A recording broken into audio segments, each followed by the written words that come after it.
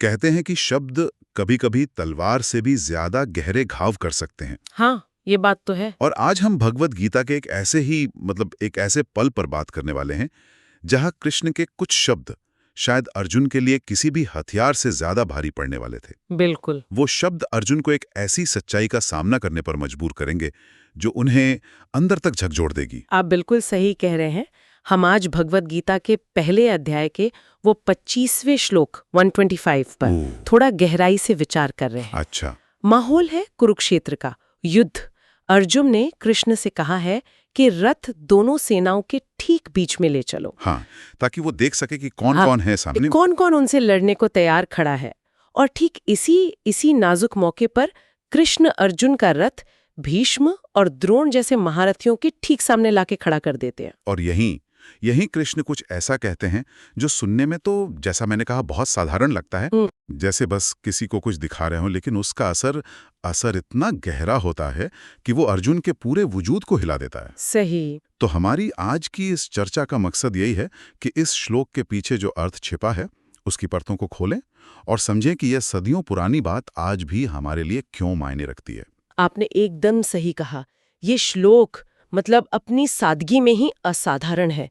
ये गीता के उन खास मोड़ों में से एक है जहां से अर्जुन के मन में वो गहरा द्वंद्व, वो विषाद, मतलब एक तीव्र मानसिक और भावनात्मक उथल-पुथल, दुख और भ्रम की स्थिति वो पैदा होता है। अच्छा, यहीं से शुरुआत होती है उसकी? बिल्कुल। और यही विषाद आगे चलकर पूरी गीता के ज्ञान का आधार बनता है।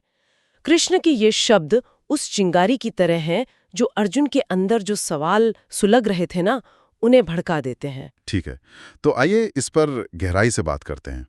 ये जो खास पल है, ये मुझे हमेशा से बहुत आकर्षित करता है। ऐसा क्या कह देते हैं कृष्ण? श्लोक क्या है असल में? श्लोक इस तरह है, भीष्म द्रोण प्रमुखतः सर्वेषां च महीक्षिताम् उवाच पार्थ पश्येतान् समवेतान् कुरुनीति। 1:25। भीष्म द्रोण प्रमुखतः सर्वेषां च महीक्षिताम् उवाच पार्थ पश्येतान् समवेतान् कुरुनीति। अच्छा, और अगर हम इसका हिंदी में अर्थ समझें तो? सरल शब्दों में इसका अर्थ है, भीष्म, द्रोण और वहां मौजूद दुनिया के अन्य सभी राजाओं के सामने भगवान कृष्ण ने कहा, हे पार्थ, यहाँ युद्ध के लिए इकट्ठा हुए इन सभी कुरुवंशियों को देखो। देखिए कितना सीधा सा कथन है, हे पार्थ, इन कुरुओं को देखो। हाँ। कोई भी सोचेगा कि भाई कृष्ण सिर्फ अर्जुन को सामने खड़ी सेना दिखा रहे हैं, लेकिन जैसा आपने कहा, ये इतना सरल नहीं है। बिल्कुल नहीं। ऐसा लगता है कृष्ण सिर्फ देखने को नहीं कह रहे, वो कुछ और इशारा कर रहे हैं। क्या वो जानबूझकर अर्जुन को एक मुश्किल स्थिति में डाल रहे हैं? यही ये वास्तव में दिलचस्प हो जाता है। कृष्ण के शब्दों का असली वजन उनके चुनाव में है कि उन्होंने कौन से शब्द चुने। हाँ। वो ये नहीं कहते कि अर्जुन, सामने खड़ी इस विशाल सेना को देखो या अपने दुश्मनों को देखो। नहीं, वो नाम लेते हैं, कुछ खास लोगों का नाम लेते हैं। बिल्कुल। वो विशेष रूप से दो नामों पर जैसे उंगली रखते हैं, भीष्म और द्रोण। अब सोचिए अर्जुन के लिए ये नाम क्या मायने रखते हैं। भीष्म उनके पितामह, जिन्होंने उन्हें अपनी गोद में खिलाया, जिनका वो इतना आदर करते हैं। हाँ। और द्रोण उनके गुरु, जिन्होंने उन्हें वो धनुर्विद्या सिखाई जिसके बल पर आज वो यहाँ खड़े हैं, जिनके वो सर्वश्रेष्ठ शिष्य थे। हाँ, ये वो लोग हैं जिनसे अर्जुन ने सिर्फ युद्ध कला ही नहीं सीखी, बल्कि जीवन के मूल्य भी सीखे। ये अर्जुन के लिए सिर्फ विरोधी सेना के योद्धा नहीं है, नहीं, ये उनके आदरणीय हैं, उनके प्रियजन हैं। और इतना ही नहीं, आपने कहा कुरुओं शब्द का इस्तेमाल किया। हाँ, और ये बहुत महत्वपूर्ण है। कुरु, ये तो अर्जुन का अपना वंश है, उनका अपना कुल। हाँ, उनका अपना परिवार। तो कृष्ण अर्जुन को क्या दिखा रहे हैं? कोई अजनबी दुश्मन नहीं, बल्कि उनके अपने खून के रिश्तेदार, उनके ताऊ, चाचा, भाई बंधु, उनके अपने ही कुल के लोग। बाप रे। वो लोग जिनके साथ उनका बचपन बीता है, जिनके साथ उनकी यादें जुड़ी हैं। कृष्ण अर्जुन को मजबूर कर रहे हैं ये देखने के लिए कि ये युद्ध किसी बाहरी दुश्मन से नहीं है, ये तो अपनों से ही है। ये तो स्थिति को बिल्कुल व्यक्तिगत, एकदम इमोशनल बना देता है। अब ये सिर्फ धर्म युद्ध या राज्य का मामला नहीं रह गया। आपने बिल्कुल सही पकड़ा। और यहीं पर कृष्ण के कहे शब्द पश्य का महत्व सामने आता है। पश्य? हाँ, पश्य। संस्कृत में पश्य का अर्थ सिर्फ आंखों से देखना या एक सरसरी निगाह डालना नहीं होता। अच्छा। तो फिर इसका क्या मतलब है? हम तो देखने शब्द का इस्तेमाल बहुत हल्के में कर लेते हैं अक्सर। सही कहा आपने। पश्य का यहाँ अर्थ है गहरी अंतर्दृष्टि से देखना, समझना, अवलोकन करना। ये सिर्फ भौतिक रूप से देखना नहीं है, बल्कि मन और बुद्धि की आंखों से सच्चाई को उसकी पूरी गहराई में महसूस करना है। महसूस करना। हाँ, कृष्ण चाहते हैं कि अर्जुन सामने खड़े लोगों को सिर्फ योद्धाओं के रूप में न देखें, बल्कि उनके साथ जुड़े अपने रिश्तों को, अपनी भावनाओं को और इस युद्ध के व्यक्तिगत परिणामों को वास्तव में समझें। अच्छा। वो चाहते कि अर्जुन स्थिति की जो नैतिक और भावनात्मक जटिलता है ना, उसका सामना करे, उससे भागे नहीं। यानी कृष्ण एक तरह से अर्जुन के सामने आईना रख रहे हैं। हाँ। जिसमें उन्हें सिर्फ विरोधी नहीं दिख रहे, बल्कि इस युद्ध की जो भयानक व्यक्तिगत कीमत चुकानी पड़ेगी वो दिख रही है। एकदम सही कहा। अगर हम इसे बड़ी तस्वीर से जोड़ते हैं तो कृष्ण अर्जुन को मजबूर कर रहे हैं कि वो इस युद्ध को सिर्फ एक, मान लीजिए, राजनीतिक जरूरत या एक कर्तव्य पालन का अमूर्त विचार समझ के देखना बंद करें। वो उन्हें उस भावनात्मक बोझ का सामना करने को कह रहे हैं जो अपनों पर हथियार उठाने से पैदा होता है। कृष्ण उन्हें दिखा रहे हैं कि ये सिर्फ सिद्धांतों की लड़ाई नहीं है, ये रिश्तों की बलि चढ़ाने वाला संघर्ष है। ये बहुत गहरी बात है, क्योंकि कई बार हम जीवन में मुश्किल चुनौतियों या असहमतियों को एक समस्या या विरोधी पक्ष का लेबल लगा देते हैं। हाँ। और उसे खुद से जैसे दूर कर देते हैं, उसके मानवीय पहलू को नजरअंदाज कर देते हैं। हाँ, और कृष्ण बस इसी अमूर्तता के पर्दे को चीर रहे हैं। वो कह रहे हैं, देखो पश्य, ये है वो लोग, ये चेहरे हैं, ये रिश्ते हैं। इन्हें सिर्फ शत्रु या विपक्षी कहकर अपनी जिम्मेदारी से मुंह नहीं मोड़ा जा सकता। तुम्हें इनकी आंखों में देखकर निर्णय लेना होगा। इस स्थिति को शायद हम अपनी रोजमर्रा की जिंदगी में भी महसूस कर सकते हैं, जहां तर्क और भावना का टकराव होता है। हाँ, बिल्कुल। जैसे सोचिए, किसी को ऑफिस में एक प्रेजेंटेशन देनी है। हाँ। किसी प्रोजेक्ट की विफलता पर। सारे आंकड़े, सारे तथ्य, मतलब सबूतों की पूरी सेना उसके पास है, जो बता रहे हैं कि भाई प्रोजेक्ट बंद कर देना चाहिए। हाँ, ऐसी स्थितियां तो आती हैं। अब मान लीजिए उस प्रोजेक्ट के जो हेड हैं वो बॉस हैं जिन्हें वो व्यक्ति बहुत मानता है। अच्छा। बिल्कुल अर्जुन के लिए भीष्म की तरह। और टीम में उसका कोई बहुत करीबी दोस्त या सहकर्मी भी है, द्रोण की तरह। हाँ, द्रोण की तरह। हाँ। अब कंप्यूटर स्क्रीन पर आंकड़े देखना, चार्ट्स दिखाना, ये शायद आसान हिस्सा है।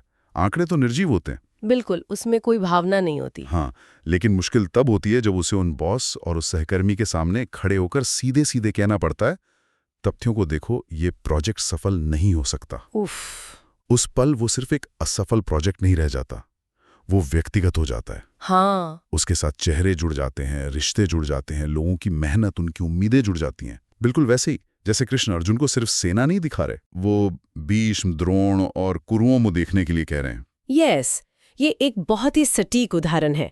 ये दिखाता है कि कैसे किसी सच्चाई का सामना करना कितना मुश्किल हो जाता है जब उसमें हमारे अपने लोग, हमारे भावनात्मक जुड़ाव शामिल होते हैं। कृष्ण अर्जुन को तथ्यों के साथ साथ उन भावनाओं का सामना करने के लिए भी प्रेरित कर रहे हैं जिन्हें अनदेखा करना शायद आसान होता। हाँ। वो एक तरह से कह रहे हैं कि असली चुनौती इन आंकड़ों में नहीं है, असली चुनौती इन चेहरों में है। तो अगर हम इसका सार निकालें, कृष्ण के इन शब्दों का, इस पश्य का असली मकसद क्या था? वो अर्जुन को क्या सिखाना चाह रहे थे? क्या ये सिर्फ उन्हें युद्ध की भयावहता दिखाना था या कुछ और? नहीं, ये उससे कहीं ज्यादा गहरा है।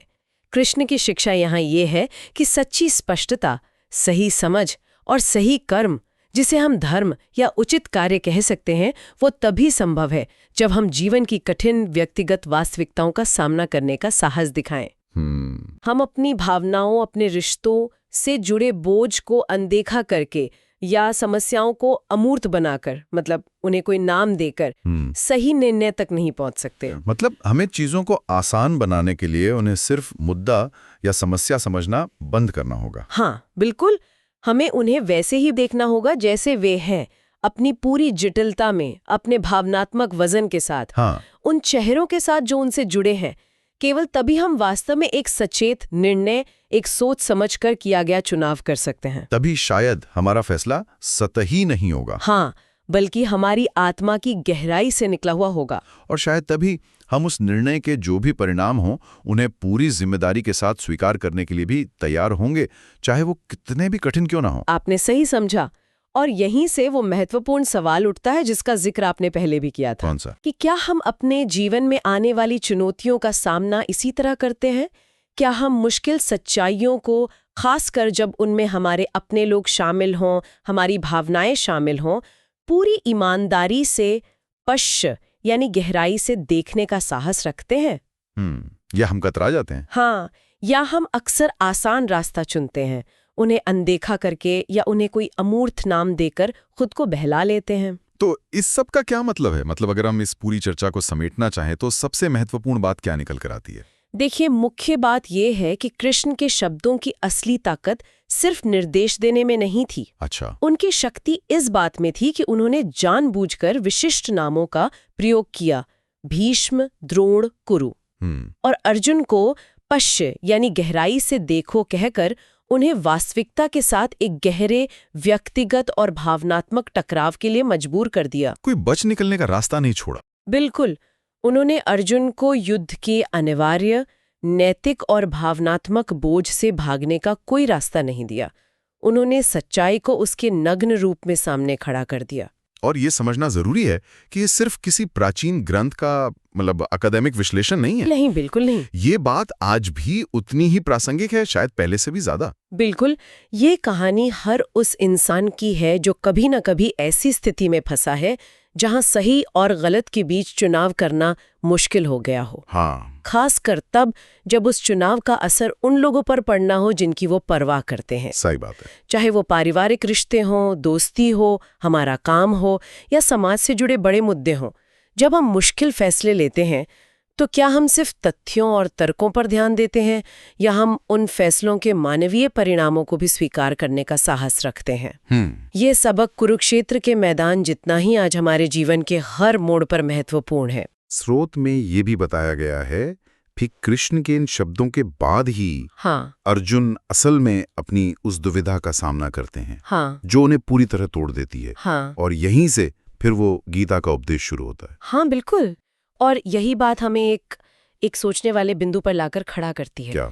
देखिए, ये तो स्पष्ट हो गया कि सच्चाई का सामना करना कितना जरूरी है, खासकर जब वो इतनी व्यक्तिगत और पीड़ादायक हो। हाँ। लेकिन सवाल ये उठता है कि जब कोई व्यक्ति इस तरह की कठिन सच्चाई का सामना करता है, जैसा अर्जुन ने किया, तो फिर स्पष्टता और सही कर्म का रास्ता कैसे खोजा जाए?